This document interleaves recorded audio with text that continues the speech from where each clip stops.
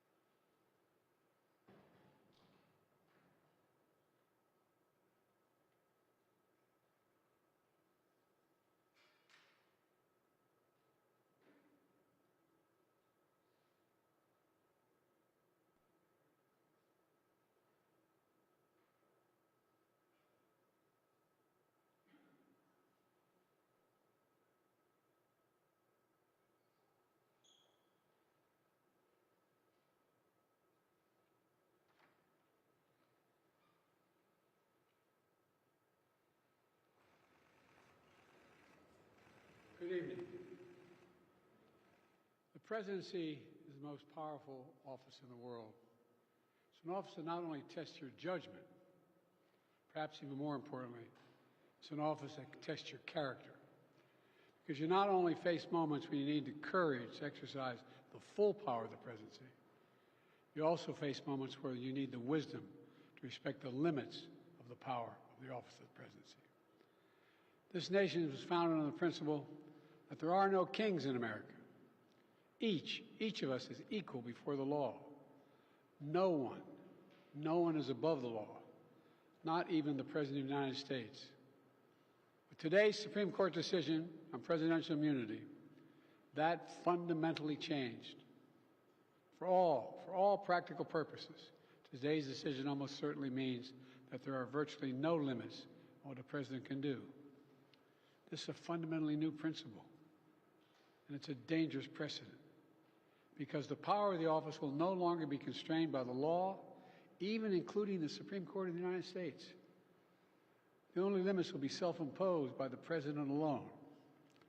This decision today has continued the court's attack in recent years on a wide range of long-established legal principles in our nation, from gutting voting rights and civil rights, to taking away a woman's right to choose, to today's decision that undermines the rule of law of this nation.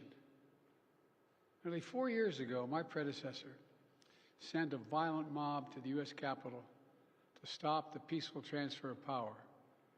We all saw it with our own eyes. We sat there and watched it happen that day.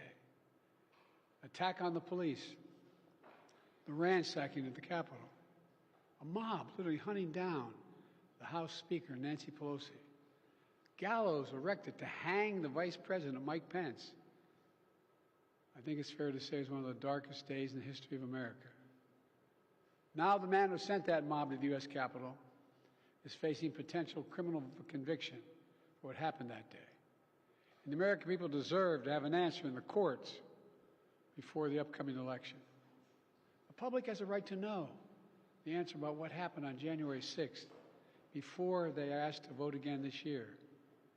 Now, because of today's decision, that is highly, highly unlikely. It's a terrible disservice to the people of this nation. So now the American people have to do what the courts should have been willing to do, but will not.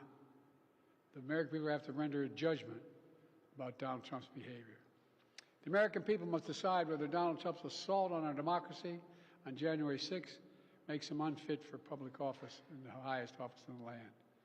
The American people must decide if Trump's embrace of violence to preserve his power is acceptable. Perhaps most importantly, the American people must decide if they want to entrust the President once again, the presidency, to Donald Trump, now knowing he'll be even more emboldened to do whatever he pleases whenever he wants to do it. You know, at the outset of our nation, it was the character of George Washington, our first president, to define the presidency. He believed power was limited, not absolute, and that power always resides with the people, always. Now, over 200 years later, with today's Supreme Court decision, once again, it will depend on the character of the men and women who hold that presidency that are going to define the limits of the power of the presidency, because the law will no longer do it. I know I will respect the limits of the presidential powers I have for 3.5 years, but any president, including Donald Trump, will now be free to ignore the law. I concur with Justice Sotomayor's dissent today. Here's what she said. She said, in every use of official power, the president is now a king above the law. With fear for our democracy, I dissent. End of quote. So should the American people dissent. I dissent. May God bless you all, and may God help preserve our democracy. Thank you. And may God protect our troops. Why the death penalty